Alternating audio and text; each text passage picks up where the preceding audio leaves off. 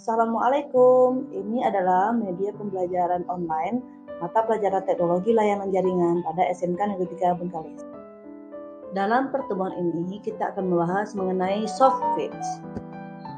Kita akan membahas KD311 menerapkan prosedur instalasi server software berbasis Session Initial Protocol SIP. Setelah kegiatan pembelajaran, diharapkan kamu sebagai peserta didik dapat memahami mengenai software dan penerapannya. SOSFIC adalah suatu alat yang mampu menghubungkan antara jaringan sirkuit dengan jaringan paket. Termaksud di dalamnya adalah jaringan telepon tetap, internet yang berbasis IP, kabel TV, dan juga jaringan seluler yang telah ada selama ini.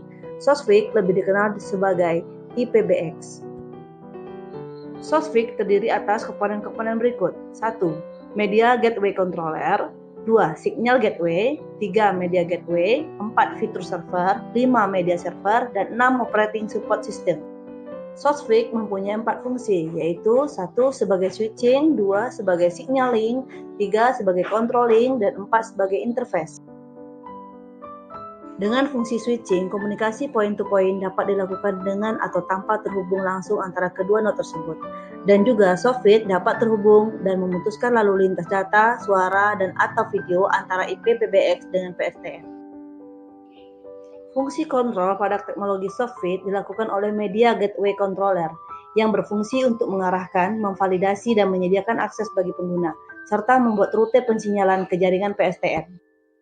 Fungsi pensinyalan dilakukan antar Media Gateway Controller menggunakan protokol Media Gateway Control Protocol. Untuk jaringan sirkuit, MGC akan mengirimkan sinyal sistem 7. Sementara jika berhubungan dengan jaringan paket, maka MGC akan menggunakan SIP.